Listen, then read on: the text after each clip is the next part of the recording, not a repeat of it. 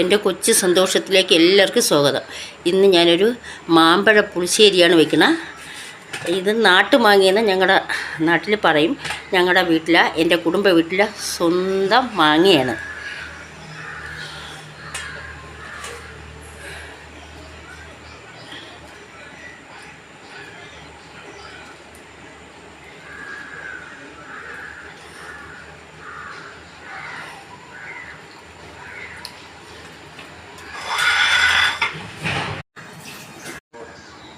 ചട്ടി ചൂടാവുമ്പോൾ വെളിച്ചെണ്ണ ഒഴിച്ച്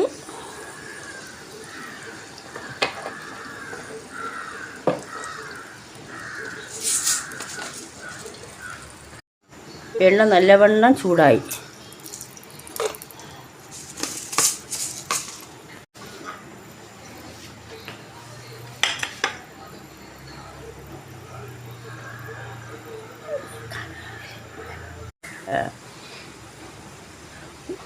ഉലുവ പൊട്ടിത്തുടങ്ങിയപ്പോൾ കറിവേപ്പില,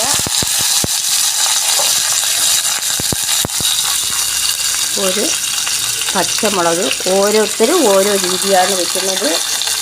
ഞങ്ങൾ വെക്കുന്ന രീതിയാണ് ഞാനിപ്പോൾ കാണിക്കുന്നത്. അതിലോട്ട് മാങ്ങ എടുത്തിട്ട്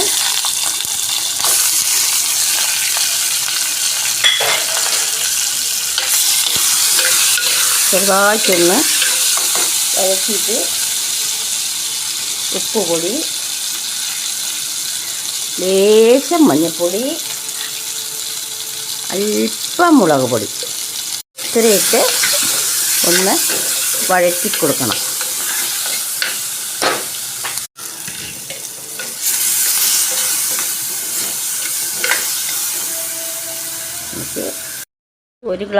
ഒരു ഗ്ലാസ് വെള്ളം ഒഴിച്ച് നമ്മൾ മാങ്ങ ഒന്ന് ഇളക്കി കൊടുത്ത് ഒരു അടപ്പെടുത്ത് അടച്ച് വേകുന്നത് വരെ ഇരിക്കട്ടെ. ആ നേരത്തിന് നമുക്ക് ഇതിനുള്ള അരപ്പ് തയ്യാറാക്കാം. പോലെ തേങ്ങ, പച്ചമുളക്, ചെറിയ ഉള്ളി, ജീരകം ഇത്രയും നന്നായിട്ട് അരയ്ക്കണം. ഇവിടെ ചേർക്കണം.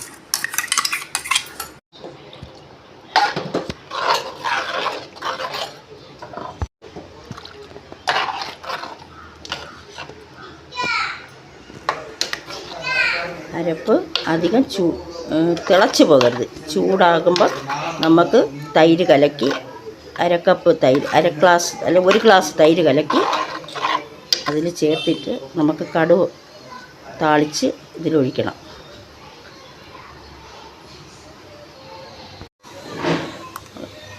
ഉപ്പും എരിവും എല്ലാം കറക്റ്റാണെന്ന് നോക്കണം.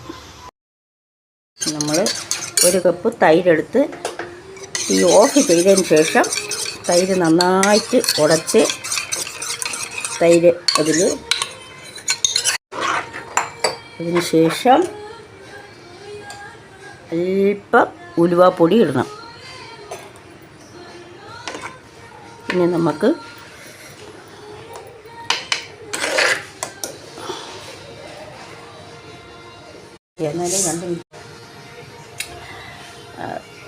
കായപ്പൊടിയും ഉലുവാപ്പൊടിയും ചേർത്തതിന് ശേഷം അത് മാറ്റി വെച്ചിട്ട് നമ്മൾ വേറൊരു ചീനച്ചട്ടി അടുപ്പിൽ വെച്ച് നമ്മൾ കടുക് വറുക്കാനുള്ള തയ്യാറെടുപ്പിലാണ്.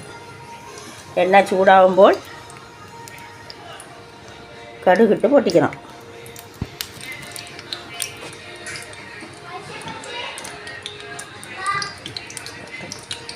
എണ്ണ ചൂടായി. ഇനി കടുക് ഇട്ട്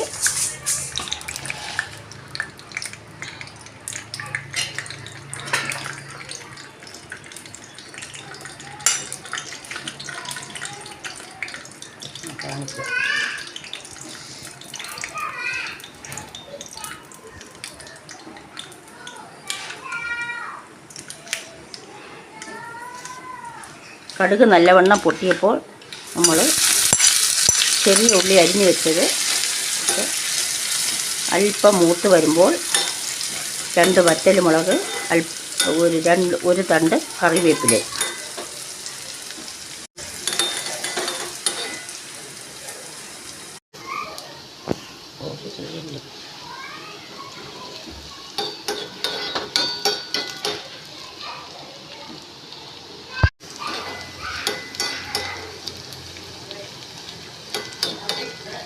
വറ്റൽമുളക്, 2 വറ്റൽമുളക്. ഇവിടെ എരിവ് കുറവാണ്, ഞാൻ ആദ്യമേ പറഞ്ഞിട്ടുണ്ട്. പലരും പല രീതിയിലാണ് വെക്കുന്നത്, ഞാൻ എൻ്റെ രീതിയിൽ വെക്കുന്നതാണ്. ഇതറിഞ്ഞുകൂടാത്തവർക്ക് വേണ്ടിയാണ്, എല്ലാവരും വെക്കുന്നത് തന്നെ. ഇനി കറിവേപ്പില,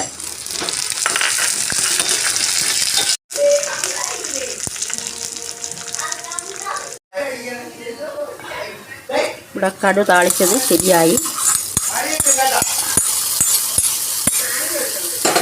അങ്ങനെ മാമ്പഴ പുളിശ്ശേരി റെഡിയായി. എന്നെ പ്രോത്സാഹിപ്പിക്കണം, ലൈക്ക് ചെയ്യണം, സബ്സ്ക്രൈബ് ചെയ്യണം.